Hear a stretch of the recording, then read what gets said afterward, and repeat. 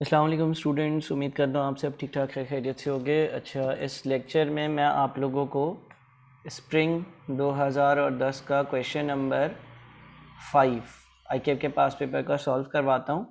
और ये decision making का आपका क्वेश्चन है। डिसीशन मेकिंग का एक पास पेपर का क्वेश्चन है।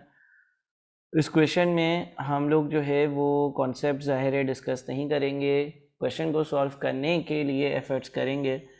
क्वेश्चन के कॉन्सेप्ट्स जो हैं उसके लिए हम पहले ही लेक्चर्स देख चुके हैं। तो अगर इस सवाल को डिस्कस करते हैं, अगर इस सवाल को हम देखते हैं तो इस सवाल में हमारे पास लिखा हुआ है Arish Limited deals in various products. Relevant details of the product are as under: AW, AX, AY, AZ. Estimated annual demand, यानी कि एनुअल डिमांड कितनी होगी, sales price per unit, material consumption Q और S, ये दो तरह के material चाहिए होंगे, उनकी क्वांटिटी, लेबर आवर्स जो चाहिए होंगे, variable overheads based on labour cost, variable overhead जो है वो लेबर कॉस्ट का XYZ% है, fixed overheads per unit in rupees और based on 80% capacity utilisation, machine hours required, processing machine hours, packing machine hours, दो तरह के मशीन आवर्स है जो हमें रिक्वायर्ड हैं और वो भी मेंशन है। Company has a long-term contract for purchase of material Q and S at a price of ₹15 and ₹20 per kg respectively. Wage rate for 8 hours shift is ₹200. The estimated overheads given in the above table are exclusive of depreciation expenses. The company provides depreciation on number of hours used basis. The depreciation on each machine based on full capacity utilization is as under. और processing के जो hours और packing के hours दिए हुए हैं total और उसकी रेलिवेंट अमाउंट्स दी हुई हैं। The company has launched an advertising campaign to promote the sale of its product. ₹2 million have been spend on such campaign. This cost is allocated to the products on the basis of sales. Requirement में बोलता है compute the number of units of each product that the company should produce in order to maximise the profit and also compute the product wise and total contribution at optimal production mix।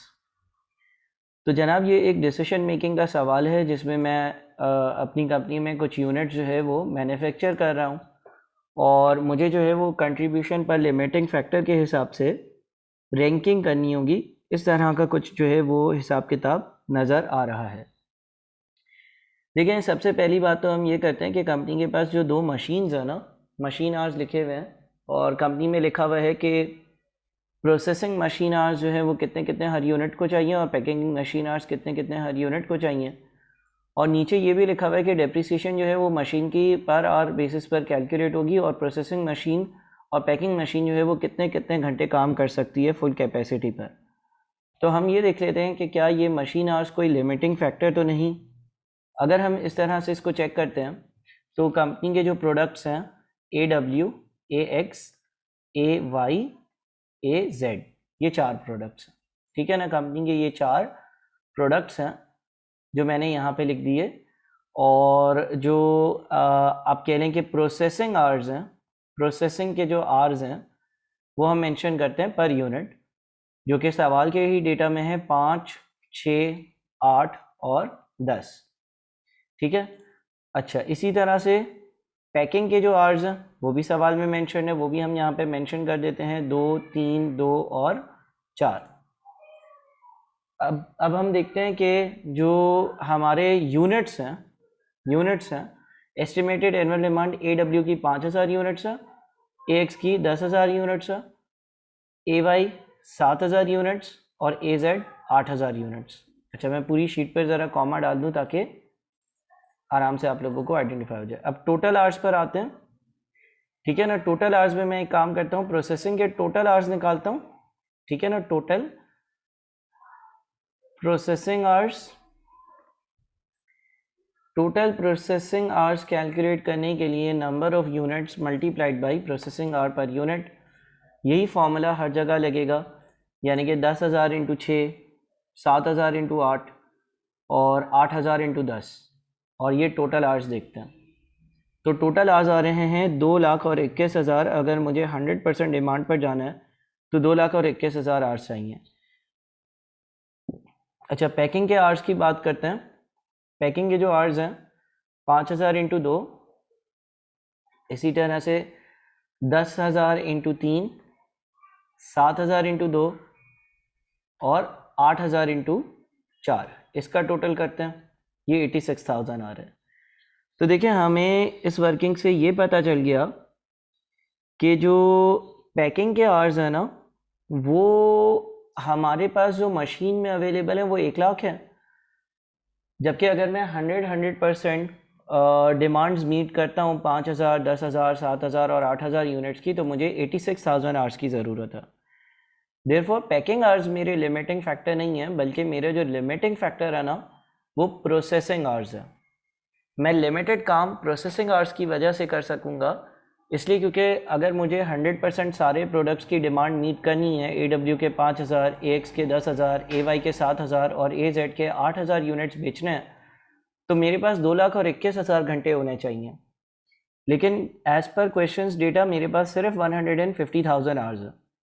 तो ये जो मैंने पहली working करी है, ये हमने ये आइडेंटिफाई कर लिया कि हमारा जो लिमिटिंग फैक्टर है, लिमिटिंग फैक्टर का कॉन्सेप्ट आप लोगों को आई होप के मालूम है बेसिक लेक्चर से, वो प्रोसेसिंग मशीन है। प्रोसेसिंग मशीन जो है ना, उसके नंबर ऑफ आवर्स जो हैं वो सफिशेंट नहीं है। अब जब हमारे पास लिमिटिंग फैक्टर होता है तो हम कंट्रीब्यूशन पर लिमिटिंग फैक्टर जो है उसकी वर्किंग करते हैं। तो अगर हम कंट्रीब्यूशन पर लिमिटिंग फैक्टर की वर्किंग करते हैं, पहले तो मैं सेलिंग प्राइस हर यूनिट की देख लेता हूँ। हमारे पास सेलिंग प्राइस दी हुई है। सेलिंग प्राइस इज़ 150, 180, 140 और 175। इसमें से हमें सब्ट्रैक्ट करनी होगी variable cost less variable cost. Variable cost में हमारे पास एक तो मटेरियल की कॉस्ट आएगी, ठीक है। अच्छा, मटेरियल के बारे में कहीं पे भी ऐसा मुझे नज़र नहीं आ रहा कि उसके बारे में लिखा हुआ कि मटेरियल XYZ अमाउंट का ही सिर्फ और सिर्फ अवेलेबल है। तो मटेरियल अवेलेबल होगा। मटेरियल हमारे पास दो हैं, एक Q है और एक हमारे पास मटेरियल है S। अच्छा, Q की कॉस्ट कितनी होगी? देखें, एक AW में 2 किलो Q लगता है और नीचे लिखा हुआ है company has a long term contract for purchase of material QNS at a price of 15 and 20। तो 2 इंटू 15 इधर आ गया, ठीक है। इसी तरह से यहाँ पर 2.5 इंटू 15, फिर यहाँ पर 1.5 इंटू 15, फिर यहाँ पर 1.75 इंटू 15। ये आपकी Q की कॉस्ट आ गई। अच्छा, S की कॉस्ट की बात करते हैं। 0.5 इंटू 20, फिर 0.6 इंटू 20, फिर 0.4 इंटू 20, फिर 0.65 इंटू 20। ये हमारी मटीरियल एस की कॉस्ट आ गई। अच्छा, लेबर की कॉस्ट फिर आएगी। वेरिएबल ओवरहेड्स के बारे में लिखा हुआ है based on labour cost. Labour cost का 75, 80, 100 और 90% है। फिक्स्ड ओवरहेड्स पर यूनिट दिए हुए हैं, वो कंट्रीब्यूशन तक जाने के लिए यूज़ नहीं होते हैं। तो हम लेबर की कॉस्ट की बात करते हैं। लेबर की कॉस्ट कैसे आएगी? Wage rate for 8 hours shift is ₹200, ठीक है ना। Wage rate for 8 hours shift is ₹200। ये उसने हमें लेबर की कॉस्ट के बारे में इंफॉर्मेशन दिया हुआ है। इसका मतलब ये हो गया कि अगर 200 रुपये हैं 8 घंटे के, तो 200 डिवाइडेड बाय 8 अगर हम करते हैं तो 25 रुपये आ जाते हैं 1 घंटे के। AW के लिए कितने घंटे लगे हैं? 2 घंटे लगे हैं। 25 रुपये के हिसाब से ये 50 बन गया। अच्छा, AX के लिए क्या होगा? AX के लिए 2.25 आवर्स है मल्टीप्लाइड बाई 25। उसके बाद फिर AY के लिए 1.75 आवर्स है मल्टीप्लाइड बाई 25। उसके बाद फिर 2.5 hours multiplied by 25, 63। Variable overheads, variable overhead sir कितने होंगे? लेबर का 75% पहले केस में। दूसरे केस में क्या होगा सर? लेबर की कॉस्ट का 80%। तीसरे केस में क्या होगा सर? लेबर की कॉस्ट का 100%, ठीक है, लेबर की कॉस्ट का 100%। आखिरी केस में क्या होगा सर? लेबर की कॉस्ट का 90%, ठीक है। तो ये वेरिएबल ओवरहेड्स भी आ गए और अब हम मेरे ख्याल में कंट्रीब्यूशन पर यूनिट निकाल सकते हैं। कंट्रीब्यूशन पर यूनिट जो है उसके लिए सेलिंग प्राइस माइनस सारी की सारी वेरिएबल कॉस्ट, जितनी भी वेरिएबल कॉस्ट हमने यहाँ कंप्यूट करी हैं, तो 23, 29, 22 और 17 की हमारी वेरिएबल कंट्रीब्यूशन पर यूनिट आ रही है। अच्छा, ये जो कंट्रीब्यूशन पर यूनिट है मैं इसको ज़रा 2 डेसिमल प्लेसेस तक ले जाऊँ, ठीक है, कहीं कहीं राउंडिंग ऑफ है तो ये आपको आइडेंटिफाई हो जाए। अच्छा, जब कंट्रीब्यूशन पर यूनिट हमारे पास आ जाती है और हमें कोई लिमिटिंग फैक्टर पता होता है, तो जिस तरह से हमें पता है कि भाई जो हमारे प्रोसेसिंग के आवर्स हैं वो लिमिटिंग फैक्टर हैं, तो कंट्रीब्यूशन पर लिमिटिंग फैक्टर कैलकुलेट किया जाता है। एक यूनिट में 22.50, एक यूनिट जो है वो 22.50 की कंट्रीब्यूशन जनरेट कर देता है, ये हमें मालूम है। और एक यूनिट जो है उसको प्रोसेसिंग की मशीन्स पर 5 घंटे लगते हैं।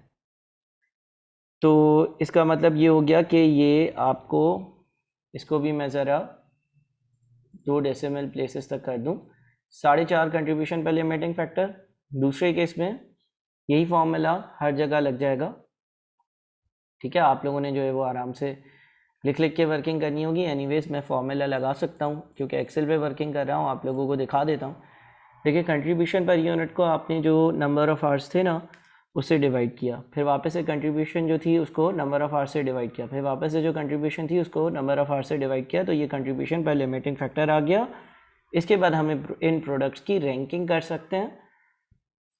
फर्स्ट जिसकी हाईएस्ट वैल्यू है, सेकंड हाईएस्ट आ गया, थर्ड, और ये आ गया आपका फोर्थ। ये आपकी रैंकिंग भी हो गई, ठीक है, 2, 1, 3, 4।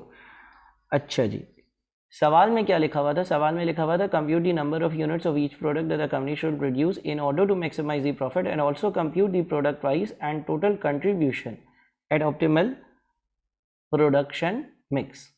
तो नंबर ऑफ यूनिट्स अगर मुझे कैलकुलेट करने हैं, सबसे पहले तो मैं बनाऊंगा AX, ठीक है ना। अच्छा, टोटल आवर्स जो मेरे पास अवेलेबल है ना प्रोसेसिंग मशीन के, वो 150,000 आवर्स अवेलेबल हैं, जिसको मुझे देख के इस्तेमाल करना है क्योंकि ये मेरी लिमिटेड रिसोर्स है। सबसे पहले मैं बनाऊंगा AX के, अगर मैं 10,000 यूनिट्स की डिमांड है, 10,000 यूनिट्स की डिमांड फुलफ़िल करता हूँ और हर यूनिट जो है वो प्रोसेसिंग में 6 घंटे लेता है, तो इसका मतलब ये हुआ कि ये 60,000 आवर्स यहाँ इस्तेमाल हो जाएंगे, 5,000 यूनिट्स बन जाएंगे, ठीक है, 5,000 यूनिट्स AX के बन जाएंगे। अच्छा, उसके बाद क्या होगा? उसके बाद फिर आप सर अगला प्रोडक्ट बनाने जाओगे। अगला प्रोडक्ट आपका AX के बाद जो है सेकेंड रैंकिंग पर आ रहा है AW, ठीक है। AW आपका सेकेंड प्रोडक्ट आ रहा है, आप AW बनाओगे। AW के मैक्सिमम डिमांड 5,000 यूनिट्स की है, 5,000 यूनिट्स AW के बनाओगे और एक यूनिट जो है वो 5 घंटे में बनता है, तो 25,000 घंटे इधर इस्तेमाल हो जाएंगे, 65,000 घंटे बच जाएंगे। ये 5,000 घंटे, 5,000 यूनिट्स बन गए AW के। AW के बाद थर्ड जो रैंकिंग है वो AY की है, AY की थर्ड रैंकिंग है। AY के 7,000 यूनिट्स बनाने थे, हर यूनिट कितनी देर लेता है? हर यूनिट जो है वो 8 घंटे लेता है, तो 56,000 आवर्स यहाँ लग गए और ये 7,000 यूनिट्स बन गए। और अब कितने आवर्स बच गए? अब बच गए हैं 9,000 घंटे। फिर हम अगली प्रोडक्ट फोर्थ जो है वो हमारी AZ है, AZ पे आएंगे। अच्छा, AZ की डिमांड 8,000 यूनिट्स है और हर यूनिट जो है उसको प्रोसेसिंग में 10 घंटे लगता है, तो देयरफॉर ऐसा पॉसिबल नहीं है कि इसके सारे यूनिट्स बन सकें। 9,000 घंटों में इसके कितने यूनिट्स बन सकेंगे? 9,000 डिवाइडेड बाई 10, क्योंकि एक यूनिट जो है वो 10 घंटों में बनता है, तो 9,000 घंटों में जो है 9,000 घंटों में जो है इसके 900 यूनिट्स बनेंगे और फिर आपका टाइम जो है वो ज़ीरो हो जाएगा। तो ये आपका आप कह लो कि प्रोडक्शन मिक्स है, यानी कि आप AX के 5,000, AW के 5,000, AY के 7,000 और AZ के 900 यूनिट्स मैन्युफैक्चर कर रहे होंगे, ठीक है। एक मिनट, इसको ज़रा मैं देख लूँ एक बार। एक चीज़ मैंने, हाँ, यहाँ पर ये 10,000 आना चाहिए, 10,000 यूनिट्स था। AX के 10,000 यूनिट्स, AW के 5,000 यूनिट्स, AY के 7,000 यूनिट्स और यहाँ पर आवर्स ख़त्म हो गए तो इसके 900 यूनिट्स। सवाल में बोल रहा था compute the number of units of each product that the company should produce in order to maximise the profit, ये हमने कर दिया। And also compute the product wise and total contribution at optimal production mix, और उसमें बोला था कि हर product की यानी कि AX, AW, AY और AZ की कंट्रीब्यूशन और टोटल कंट्रीब्यूशन मुझे कैलकुलेट कर देना। इसने प्रॉफिट कैलकुलेट करने का बोला ही नहीं। तो 10,000 यूनिट्स AX के, एक यूनिट की कंट्रीब्यूशन 22.5, AW के 5,000 यूनिट्स, सॉरी एक मिनट, 10,000 यूनिट्स AX के एक यूनिट की कंट्रीब्यूशन 29.25, AW के 5,000 यूनिट्स, एक यूनिट की कंट्रीब्यूशन 22.5, AY के 7,000 यूनिट्स, एक यूनिट की कंट्रीब्यूशन 22, AZ के 900 यूनिट्स, एक यूनिट की कंट्रीब्यूशन 17, और टोटल जो कंट्रीब्यूशन आएगी ना, टोटल कंट्रीब्यूशन, वो टोटल कंट्रीब्यूशन आपके पास आ रही होगी 574,300। ठीक है जी। तो ये हमने एक डिसीजन मेकिंग का बड़ा सिंपल सा सवाल किया, कंट्रीब्यूशन पे लिमिटिंग फैक्टर। बस एक नई बात ये थी कि हमें यह आइडेंटिफाई करना था कि इन दो में से कौन सा हमारा लिमिटिंग फैक्टर होगा। ठीक है, आसान सवाल था ओवरऑल, इतना कोई ख़ास मुश्किल सवाल नहीं था। जब आपने लिमिटिंग फैक्टर आइडेंटिफाई कर लिया तो आपने वही सारे स्टेप्स फॉलो करने हैं जो आप फॉलो करते हुए आ रहे हो। अगले लेक्चर में मैं अगला सवाल आप लोगों को सॉल्व कर देता हूँ। इसको आप लोग अच्छे से देखकर और कॉपी कर लेना, और फिर कोई क्वेरीज हो तो व्हाट्सएप ग्रुप पे पूछ लेना। अल्लाह हाफ़िज़।